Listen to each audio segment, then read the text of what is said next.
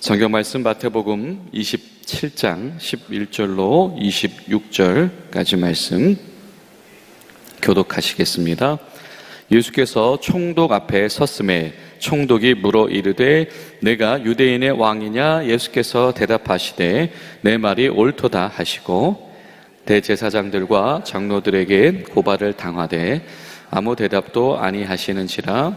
이에 빌라도가 이르되 그들이 너를 쳐서 얼마나 많은 것으로 증언하는지 듣지 못하느냐 하되 한마디도 대답하지 아니하시니 총독이 크게 놀라워하더라.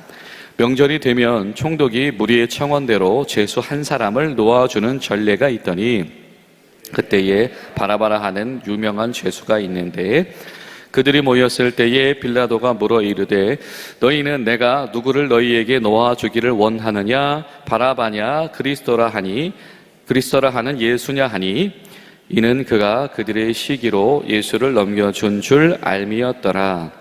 총독이 재판석에 앉았을 때에 그의 아내가 사람을 보내어 이르되 저 옳은 사람에게 아무 상관도 하지 마옵소서. 오늘 꿈에 내가 그 사람으로 인하여 애를 많이 태웠나이다 하더라.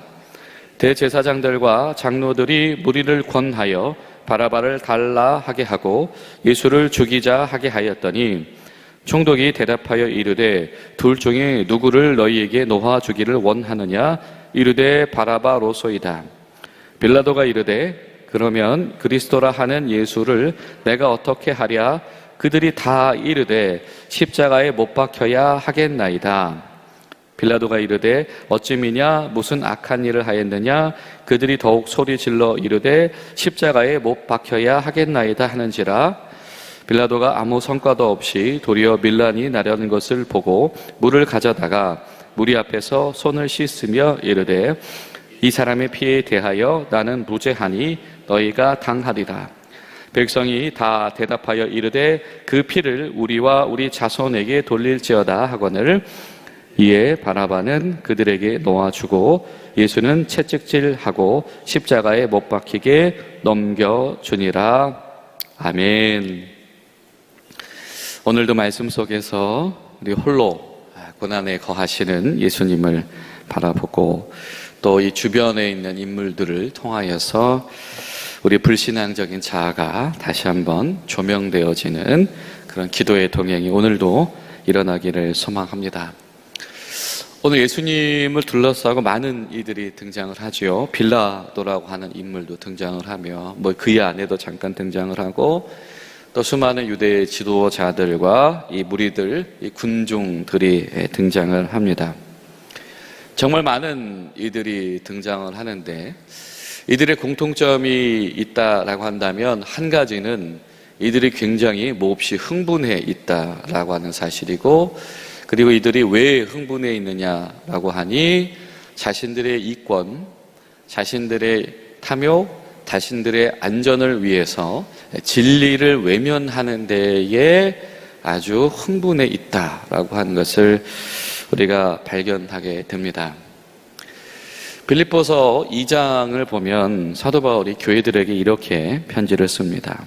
5절부터 11절까지 말씀 가운데 너희 안에 이 마음을 품으라. 곧 그리스도 예수의 마음이니 그는 근본 하나님의 본체시나 하나님과 동등됨을 취할 것으로 여기지 아니하시고 오히려 자기를 비워 종의 형체를 가지사 사람들과 같이 되셨고 사람의 모양으로 나타나사 자기를 낮추시고 죽기까지 복종하셨으니 곧 십자가에 죽으심이라.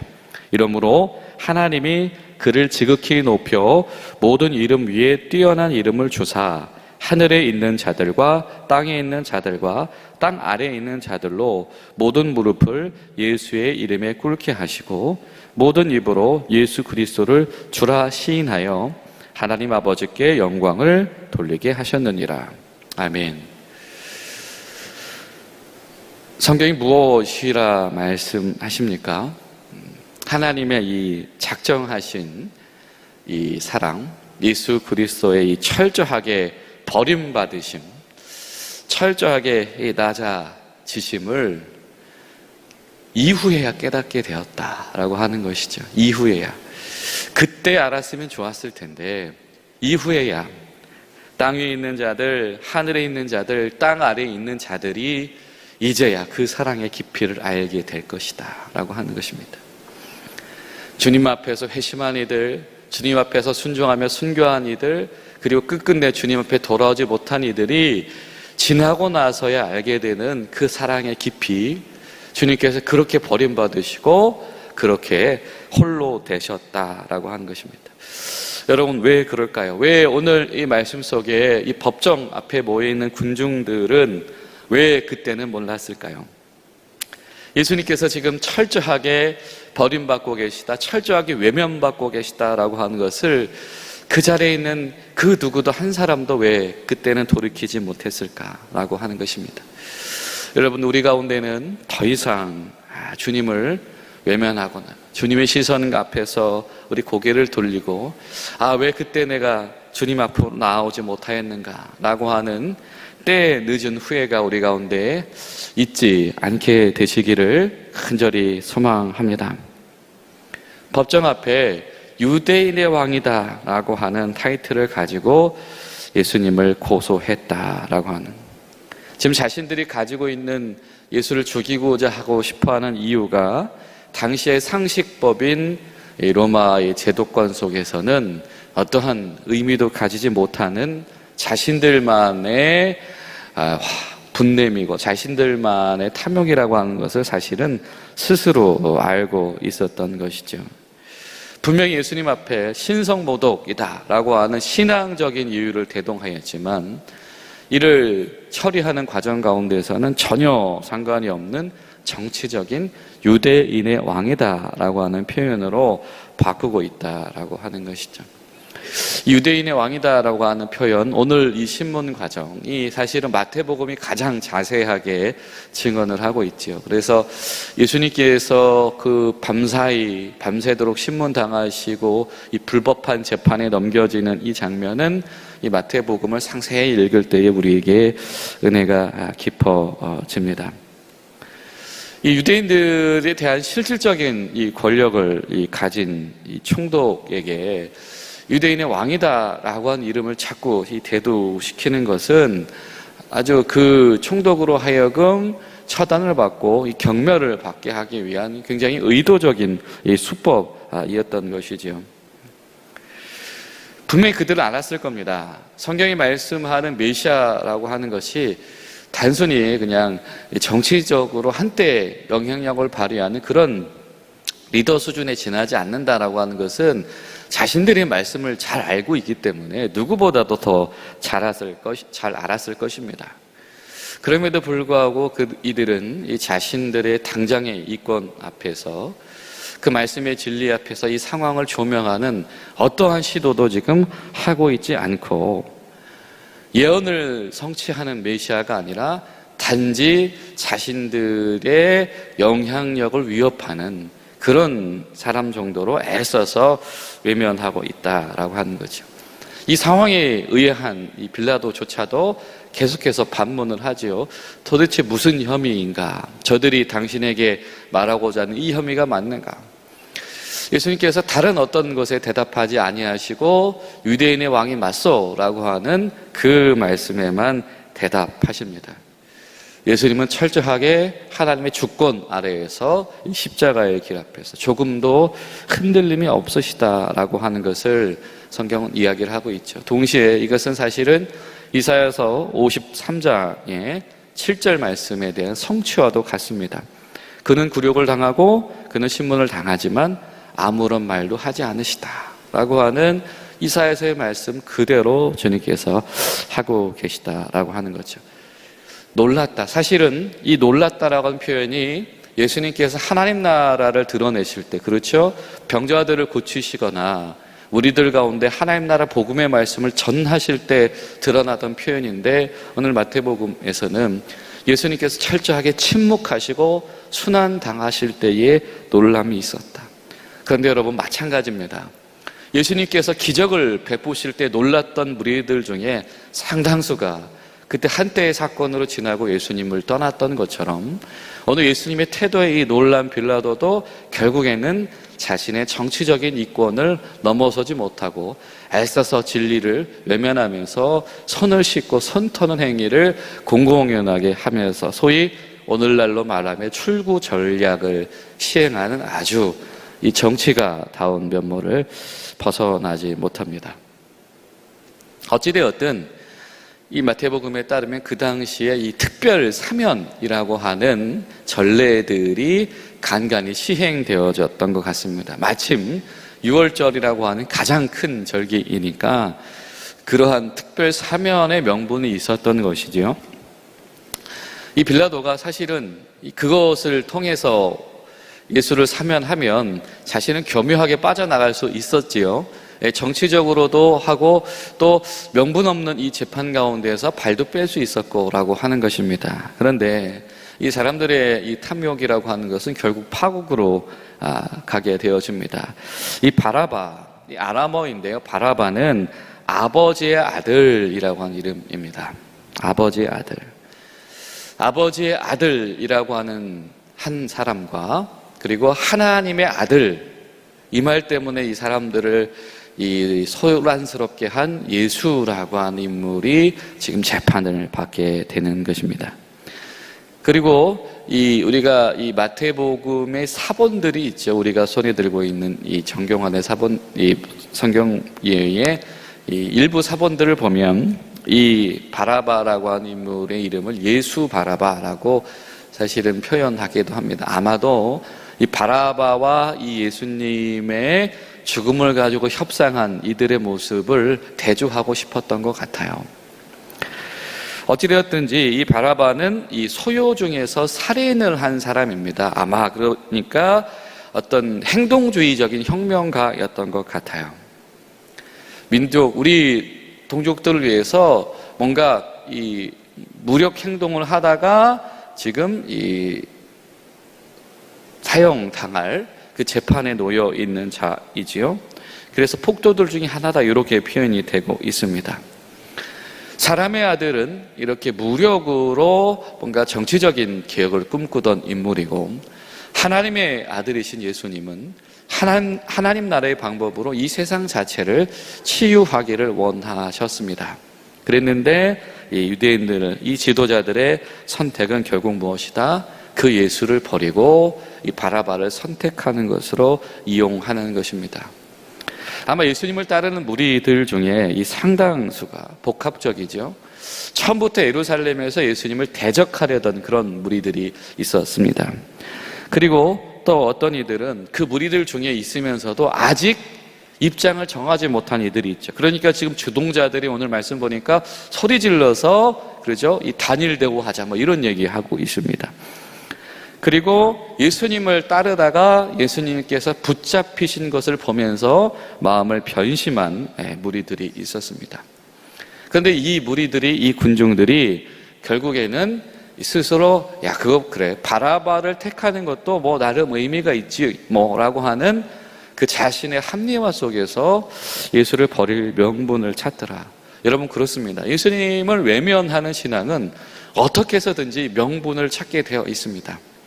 내가 주님께 순종하지 못할 명분이 있으며 내가 잠시 하나님 나라를 외면할 명분이 있으며 내가 진리를 도외시할 명분이 분명히 생기더라라고 하는 것이죠. 그런데 이런 불신앙은 철저하게 시험에 빠진 것입니다. 이것이 얼마나 개탄스러운 것인지를 지금 마태복음이 어떻게 고발하고 있습니까? 한 이방인 여인이 말린다. 심지어 그 말리는 이유가 뭐예요? 꿈자리가 뒤숭숭하대요. 이거는 완전히 비성서적인 입장입니다. 그렇죠? 이방인이고 게다가 여인이고 그리고 근거가 뭐예요? 꿈이래요. 이거는 완전히 성경적인 어떤 의사결정 과정과는 전혀 상관이 없는 겁니다. 근데 반대로 지금 예수님을 죽이고자 하는 이들은 누구입니까? 유대인들이죠. 이들은 남자들이지요. 그리고 이들은 뭐예요? 종교 지도자들의 핵심입니다. 누구보다도 성경을 잘 아는 사람입니다. 그냥 보아도 전혀 상관없는 이방인 여인이 보아도 불합리하다라고 여겨지는 뭔가 이거 뒤끝이 뭔가 불안해, 찜찜해라고 하는 이 사형선도를 가장 하나님 전 근처에 있는 소위 신앙인들, 종교 지도자들이 일으키고 있다라고 하는 것이죠. 그들이 그렇게 되어진 이유가 무엇입니까? 그들은 예수님께서 예루살렘에 들어가셨을 때 소동하던 자들이다. 이 소동하던 말이 이 사도행전에서도 나오죠. 뭡니까? 굉장히 화가 났다라고 하는 표현 중으로도 쓰입니다. 예수님 앞에 화가 난 사람들, 내가 가진 것 그게 틀렸다고 말하니, 내가 하는 말이 잘못됐다고 말하니, 내가 지금 시행하고 있는 것들이 하나님 나라에서 반한다고 지적하니 화가 나고 기분 나쁜 자들이, 그 유대인들이 이방인 여인이 꿈자리를 보고도 하는 판단만도 못한 판단을 하더라. 결국엔 어떻게 합니까? 21절부터 보니까 어떻게 해요? 이 총독이 그럼 도대체 누구를 놓아주란 말이냐? 설마 바라바를 놓아주란 말이냐라고 하니까 뭐라고 말합니까? 예, 맞다. 빌라도가 말하죠. 도대체 왜 그러냐? 무슨 죄 때문에 그러냐라고 하니까 뭐라고 합니까? 이유는 없고 됐고 그를 십자가에 처벌해 주시오. 당신은 어떻게 정치범으로 그를 처단하면 됩니다. 결국엔 한 사람 한 사람이 이 불신앙에 물들기 시작하더니 그 자리에 있었던 모든 군중들이 다 한 목소리를 내기 시작을 했다. 그리고 그 영향력이 어떻게 해요? 바라바로 하여금 잘못된 선택을 하게 한다. 여러분, 신앙인들의 잘못된 단합이 엄한 이방인 지도자가 잘못된 판단을 하게 하는 그런 가장 결정적인 이유가 되는 비극이 여기에 있습니다. 성도들이, 교회가 가지고 있는 이 잘못된 이 하나됨, 잘못된 이 단일, 잘못된 이 똘똘 뭉침이 오히려 하나님을 알지 못하는 자들로 하여금 이 잘못된 선택을 하게 만드는, 세상에 소금과 빛이 되어야 될 이들이 세상에 어둠을 자초하게 되어진 비극이 오늘 펼쳐지고 있다라고 하는 것이죠. 예수님은 이 앞에서도 여전히 침묵하고 계셨다. 그분은 이렇게까지 버림받으셨다. 아니, 이거 누가 봐도 잘못된 것이고 누가 봐도 불합리한 것이고 이래서는 안 될 것 같은 그런 버림받음 속까지 주님은 철저하게 외면당하셨다라고 하는 것입니다. 결국에는 하나님의 아들 대신에 아버지의 아들을 이들은 택하게 되어집니다. 결과적으로 예수님은 십자가형에 넘겨주었다라고 하면서 이제 채찍질이 시작이 되는 것이죠. 채찍질을 어떻게 합니까? 여러분이 잘 아시는 것처럼 이 가죽끈 끝에다가 아주 날카로운 바늘, 돌조각, 이런 조각들을 자잘히 박아놔서 이 한 번 때릴 때마다 어떻게 해요? 이 완전히 신체가 훼손되어져 나가는 것이죠. 그냥 일반적으로는 이 십자가의 죽음을 빨리 초래하기 위해서 빨리 죽게 만들려고, 사형 집행을 하루 안에 끝내려고 하는 의도적인 행위이겠고, 우리 신앙적으로는 성육신하신 예수님의 몸이 이렇게 하나하나 소진되어져 가는 그 일이 지금 시작된 것입니다. 가장 처참하고 치명적인 형벌, 이 채찍질과 십자가형이 드디어 시작되어졌다. 그런데 이것이 이 신앙인들의 이 철저한 외면 가운데서 시작되어졌다. 여러분, 오늘 이 말씀 가운데서 이 주님의 이 버림받으심, 이 주변에 있는 이들의 이 불신앙들 속에서 우리가 하나님께서 우리에게 원하시는 이 신앙의 회복과 우리에게 원하시는 이 제자 공동체를 향한 기대와 주의사항들이 우리 가운데서 은혜로 되살아나는 복된 하루 되시기를 예수님의 이름으로 간절히 소망합니다. 기도하시겠습니다. 우리를 사랑하시되 끝까지 사랑하신 아버지 하나님, 예수님께서 순종하시고 버림받으신 것이 정말로 어느 정도까지인지, 그 상황 속에 내어버림, 철저하게 버림받으심이 무엇인지 다시 한번 우리가 그 은혜 가운데 나아가길 원하며, 오늘 예수님을 둘러싼 이 허다한 무리들의 죄악과 불신앙 가운데서 우리가 물들지 않기를 소망하오니, 성령님 저희를 도와주시사 이제는 저희들이 더 이상은 예수님을 외면하지 않는 확신 속에 돌아온 신앙인들 될 수 있도록 저희를 붙잡아 주시고 불쌍히 여겨 주시옵소서. 예수님의 이름으로 기도하옵나이다. 아멘.